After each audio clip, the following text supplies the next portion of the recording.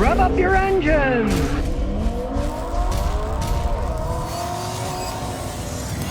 Michael Martin, and he says, "Hey Scotty, I have a Toyota Corolla that was built in Canada. Is the Canadian plant good?" Yes. As far as I'm concerned, they're just about as good as the Japanese at building cars. We got one in the driveway. We got a 2007 Toyota Matrix, which was originally known as the Toyota Corolla Matrix. It was made in Cambridge, Ontario. Unfortunately, they stopped making them, and now they're making Lexuses in that plant instead. But no, Canadians make good cars. When I was a kid, I had a Ford Maverick. It was made outside Oakville, Ontario. It was a great car. I paid $500 for it and drove it around for about 8 years. Canadians know how to make cars, they know how to make beer, and they know how to play hockey. So, 3 cheers for the Canadians. David Reyes says, "Scotty, what do you think about the Chevy Traverse new models? Are they better than the older models or still junk?" GM is not improving their quality. They've had problems for a long time, decades. I'm assuming the new one aren't going to be much better. I can't see any real changes they're making in their manufacturing quality and their parts. I wouldn't buy one. Going by the track record of the past and what they've been headed towards, I certainly would not waste my money unless it's a deal where you're leasing it for a business and it's a tax write-off and you're only leasing it. Then you don't care. What the heck? It's under warranty. If you don't mind that, go right ahead. Leasing is different than owning. If it breaks, you give it back to them.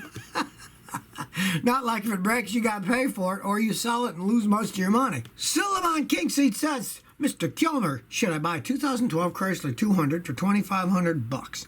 It has 120,000 miles with a 2.4 motor. It would be my everyday driving car. They don't make them anymore for various good reasons. The 200 was mainly Fiat technology, engines and transmissions, which are terrible to begin with. $2,500 isn't much for a car these days, but it does have 120,000 miles. If I were you and you want an everyday driver, look for an older Toyota. You know, you're not going to find a 2012 Toyota for $2,500, but you can find one that's maybe 10 or 12 years older. It can still be a decent car. Or an old Camry.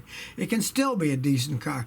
Because you pay $2,500 for that, odds are it'll break pretty soon with 120,000. In my experience with those, the transmissions were the first things that went out. Then you're looking at $3 to $5 grand for that. So, you know, I'd stay away from that if I were you. NYG Mustang 02 says, "Scotty, I got a 93 Chevy C2500 pickup. The passenger side window squeaks bad when I lower it, raise it. Any quick fixes?" Yes. I just fixed a Chrysler van with the same exact problem. Roll the window down. Then you see where the window goes down in the front and the back, there's the little runners, which are the grooves in the door that the glass slides up and down inside on each edge. With it down, spray that edge with spray silicone lube. You can get it at auto parts stores, hardware stores, anywhere. It's spray silicone lubrication. Let it soak for a couple of minutes. Run it back up. Run it back down. Spray it some more. Do that 4 or 5 times. And when you're done, wipe all the overspray off. A lot of times, it'll stop entirely because that's the main reason. You got glass riding on rubber. The rubber gets old and dry, and then it stops. The silicone is relatively waterproof, so you don't have to do it every day. But if you do it a few times a year, hopefully that'll get rid of your squeaking. If it doesn't, it means you need a new motor and regulator or something, and they're not cheap. If it works, I'd live with that. Diego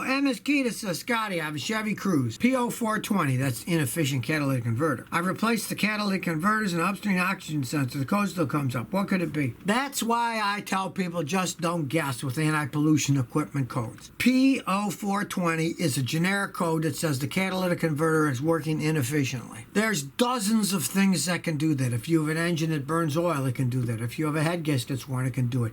If you have an engine that's running too rich, it can do it. If you have an engine running too lean, that can do it. And there's dozens of things that can do all those things. That's the unfortunate thing. You replaced the catalytic converter and oxygen sensor, didn't fix your code. Then you got some other problem like lean engine, rich engine, blowing head gasket. There's all kinds of things.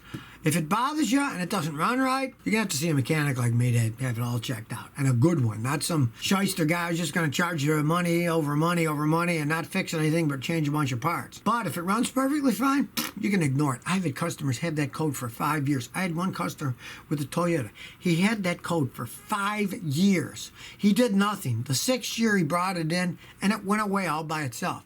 I said, "Have you changed anything?" He said, "Yeah, there's a new gas station. It's a different brand closer to my house." I said, "Well, that gas is better than the other one, and now it's not running inefficiently anymore." So it can be strange things that do it. If it runs okay, A lot of guys are driving for years that way. Philip Vera says, Scotty, what do you think of the new Telluride Kia SUV? Is it worth the money? You never know if anything new is worth the money till it's been out a while.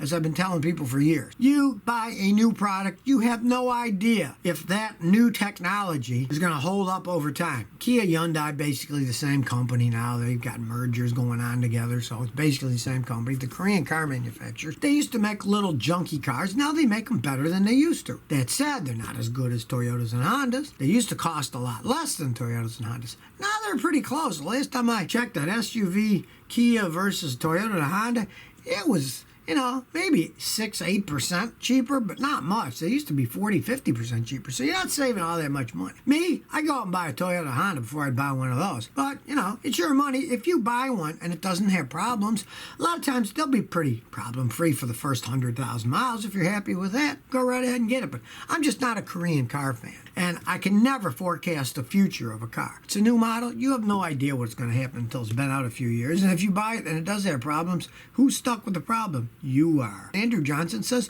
what about radiator tablets as opposed to liquid stop leak? I see you watched my thing on liquid stop leak. Years ago, the best ones were pellets. Bar sold ones, and it said pelletized for your safety, because the theory was you put the pellet in, it's not going to clog up any of the tubes because it's too big to fit in the tube, so it's going to dissolve. Well, the liquid ones are already pretty much dissolved. They're a liquid anyways. It turns out that the liquid is more efficient at sealing them. I asked an engineer a while back, and he explained, we used to do the pellets because the pellets were safer.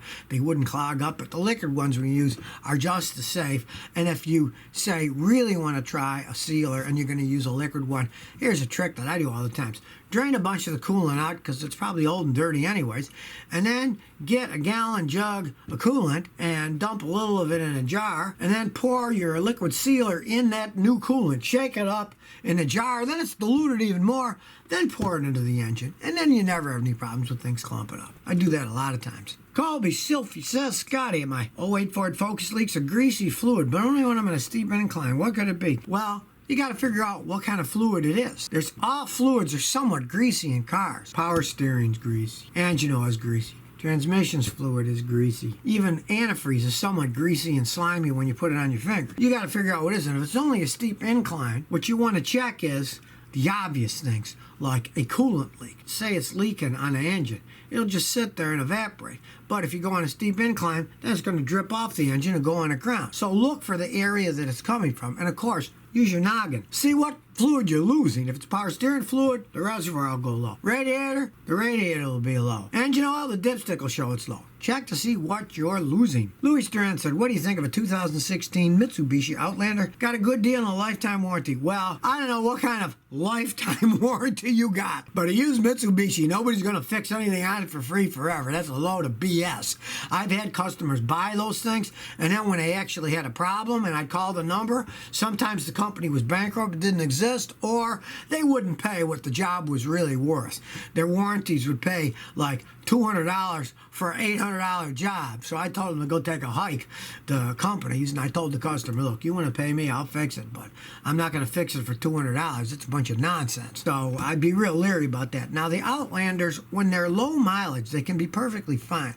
But as they age, they become endless money pits. Almost all of my customers that had Mitsubishi Outlanders, if they had them over 100,000 miles, they ended up either putting a ton of money in the transmission and the engine, or they got rid of them because they were having too many problems. If it's real low mileage, pray it lasts a while. If it's got 100-something on it, you got taken if you bought it with that kind of mileage on it because they're worth practically nothing then. DIY Charles says, what do you think about Mazda Miata cars? Okay, the Mazda Miatas are cute little sports cars. They've made them for decades. And I remember years ago, I used to work on a lot of English sports cars. Made a lot of money doing it because they were always breaking, right? And somebody would say, why doesn't somebody figure out how to put a Japanese engine and transmission in an English sports car? Well, Mazda took them one better. They built a Japanese sports car that was like the classic English sports cars, only it didn't break down all the time. And the Miatas are an example of that. They're not race cars, they're not super fast, but they're cute little cars that can hold up a long time, especially with the standard transmissions. Now, the older automatics, they were garbage pieces pieces of junk.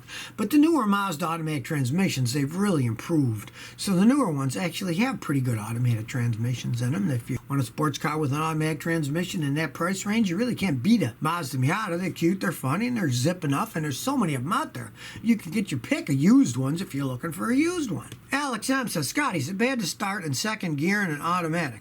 Well, it's not a good idea to do it all the time, but if you look at a lot of modern cars, some of them are actually set up that way. It doesn't hurt anything. I mean, a car is made to start up in first gear because it's a lower ratio, so you have better acceleration. It's not hurting the engine any. It's just you're going to have a lot slower acceleration. But on ice and snow, that's what you want. You don't want to step on the gas and the wheels spin. So they start off in second gear in the snow. Volvo was one of the early ones. They have that snow issue where it would start off in second gear.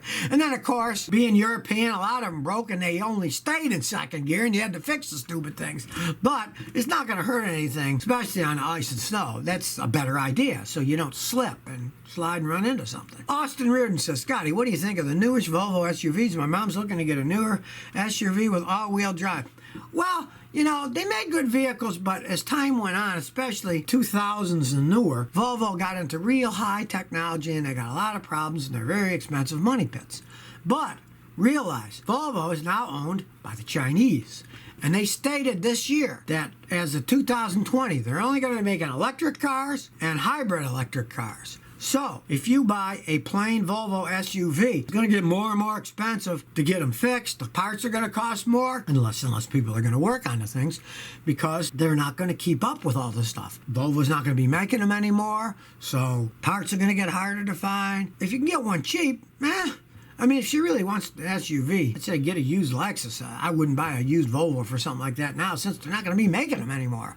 They're just pulling a rug out from under those anyways. Brian Moore says, your opinion on supercharging the 2016 V6 Mustang. Well, the supercharger is a quick way to get more horsepower because it just bolts on. Turbochargers, they use the exhaust gas, so then you got to change the exhaust system and have an intercooler. Superchargers just bolt right on. You get instant power. Now, thing is, those V6 engines, they don't have that much power. So, you give them too much power, one, if it's an old one, say it's got 120,000 miles, odds are you'll blow the engine. The transmission that's on that thing is made for the horsepower of a normal V6. If you bump it up another 100-something horsepower, odds are you're going to destroy the transmission too. Now, if it's a standard transmission, there's less of that. You might wear the clutch out faster. But if it's an automatic transmission, you're probably going to have to either rebuild or replace it with a beefier transmission if you do supercharging. Realize you put that much extra power in, you got to think about all the rest of the car too, and especially if it's an older car with higher mileage on it. Tony E says, what do I do when I'm being tailgated by some jerk? Well, my advice first is to get out of the way. You never know what one of those lunatics is about to do. Don't get in a game where you tap your brakes and then they either ram into you or they slam their brakes on. Then they decide they're going to pass you and create a problem. It's best when there's lunatics around you to get out of the way. Like if somebody's going really slow, hey, get around them and get out of the way as fast as you can. If somebody's going really fast, get out of the way so they can pass you. And then, you know, maybe you'll see a cool wreck is way in front of you. They run into something, but it's not you that's getting run into. You're being tailgated. Best thing to do is let the guy go by. It's too dangerous, and you never know what kind of a lunatic is behind you. I mean, look at the poor cops. They pull over people sometimes to get their heads blown off because they pulled over a lunatic. Well, if somebody's really tailgating it, who knows what's going on in their mind, if they're on crack or they're on meth. Just get out of the way, let them go by, and then go on their merry way. You won't have to think about them anymore. Teague Madoff says, Scotty, why don't you use a column lift to pick cars up with? 2 reasons. I'm cheap, and I don't want to get any fatter than I already am. You get a lift that lifts a car up, then you're not crawling under cars, wiggling around. That's exercise. Keeps you spry, keeps your back in shape from moving and twirling around. And anyways, my wife wouldn't like it. It would look ugly, and she wouldn't like it in the driveway. But, yeah, you know, they cost quite a bit of money to get a decent one, thousands and thousands of dollars. I've never had one. The last time I used a lift was when I was a kid, 14 years old, working at my father's Texaco gas station, and we had 3 of them in a garage. It was a professional garage. There they are. But, I mean, my grandfather, he had a big gut on him. Been a mechanic his whole life because he wasn't doing the crawl anymore. He was just walking around. So, there's Two main reasons for that. Canoe Dennis says, Scotty, what do you think of Isuzu trucks? Isuzu came in the United States decades ago, then they left from bad sales. They make decent trucks, and the Isuzu company itself makes excellent diesel engines. If you see those little Iveco trucks going around with the Landau beds for towing people's cars around, those almost all have the Isuzu diesel engines. And those little diesel engines can run a long time. I got a guy who drives, got one's got 500,000 miles, it's still running strong. Now, they don't sell that many trucks in the United States to normal people that aren't running tow truck businesses. And they're okay, but, you know, they just don't sell enough of them. You can get a Toyota or a Ford Ranger. There's tons of them out there. You can get them cheap. You can get parts for them. I don't particularly advise everybody buy one in the United States, but other parts of the world, go right ahead. If there's parts available and your prices are good enough, go ahead in the rest of the world, because they're decent trucks. They're cars, yeah. So if you never want to miss another one of my new car repair videos, remember to ring that bell.